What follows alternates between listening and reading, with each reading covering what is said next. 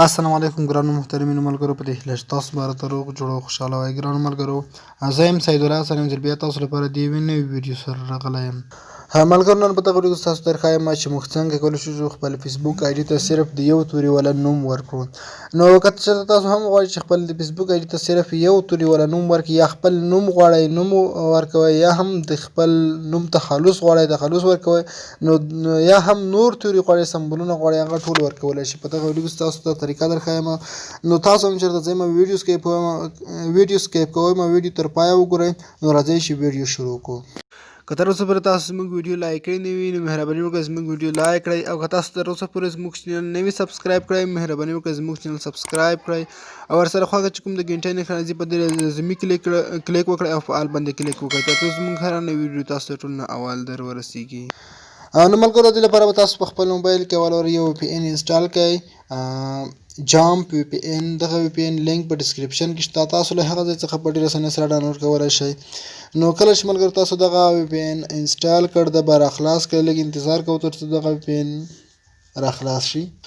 نو دا دغه وي پی ان راخلاص شو، تاسو په لومړي سر کې دغه د جاپان هېواد سره کنیکټ کړئ. نو دلته به هم تاسو یو سرور ورته انتخاب کړئ چې هر یو سرور انتخابوئ. مثلا زه دلته د جاپان توکیو انتخابوم، ما انتخاب کړئ. دغه تاسو لاندې ټاپ ټو کنیکټ د اپشن چې کوم ښکاري په دغه به کلیک وکړئ. نو کله چې تاسو دلته کلیک وکړئ، لږ به انتظار وکړئ تر څو دغه وي پی ان کنیکټ شي. نو لږ انتظار کوو تر څو دغه کنیکټ شي.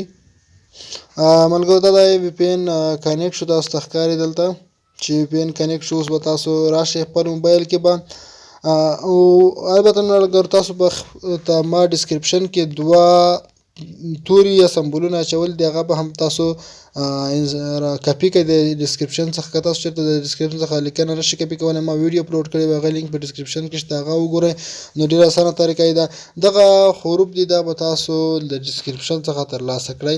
نو دا به تاسو کاپي کړئ. د لومړی یو زه کاپي کوم، ګورئ دا به کاپي کړئ، دا به راواخلئ، را به شئ په خپل موبایل کې به لایټ فیسبوک راخلاص کړئ.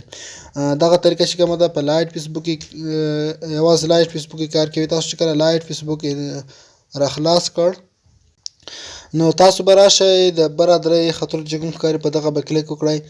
نو کله مو چې دلته کلیک وکړ، لاندې به راشئ، دلته په سیټینګ باندې کلیک وکړئ. او ملګرو، په دغه ویډیو کې باید یادونه وکړو چې په دې طریقه تاسو د خپل آی ډي نوم هم بدلولی شئ. هغه ملګري چې د نوم بدلېدو طریقه یې نه وي زده، دغه ویډیو د هغو لپاره هم ده. په دغه طریقه تاسو د فیسبوک آی ډي نوم هم بدلولی شئ. نو تاسو په دلته پرسنل انفارمیشن باندې کلیک وکړئ. او بل دا چې ملګرو، موږ څنګه کولی شو د 15 ورځو څخه مخکې نوم بدل کړو، 15 ورځو څخه نه، بلکې تاسو کولی شئ چې هر ورځ د خپل فیسبوک آی ډي نوم بدل کړئ. په هغې اړه ما هم تاسو ته ویډیو جوړه کړې وه، د هغې لینک به هم په ډسکرپشن کې وي، تاسو هغه هم کتلی شئ. تاسو بل ته په ایډیټ باندې کلیک وکړئ. کله مو چې ایډیټ باندې کلیک وکړئ ملګرو، دلته دغه لومړی توری چې کوم ښکاري مسیح، فرست نیم کې به تاسو هغه سمبولونه کوم چې مونږ اول کاپي کړل هغه به پیسټ کړئ. کله مو چې دا پیسټ کړل، را به شئ دغه بل توری چې کوم دی دغه به راواخلئ، دا به کاپي کړئ.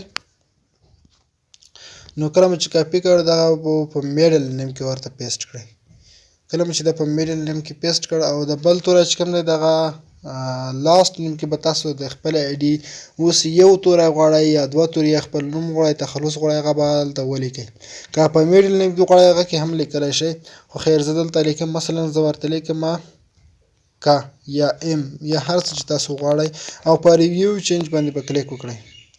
کله مو چې دلته کلیک وکړ ملګرو، نو تاسو ته ملګرو ښکاري چې د فیسبوک آی ډي نوم چې مونږ دی دا هغه بدل شو.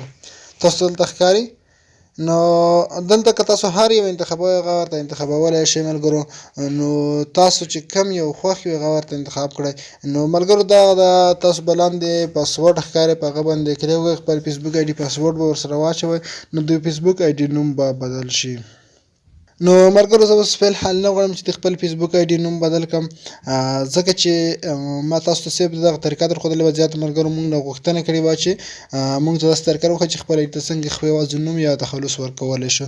نو ما هم تاسو ته دغه ویډیو راوړه، تاسو ته مې دغه طریقه در وښودله. نو ملګرو، دا وه زموږ ویډیو. په دې هیله چې دا ویډیو تاسو خوښه شوي، که مو چیرې ویډیو خوښه شوي ویډیو لایک کړئ، له خپل ملګرو سره شریک کړئ. مننه، ښه وخت او ښې شېبې ولرئ.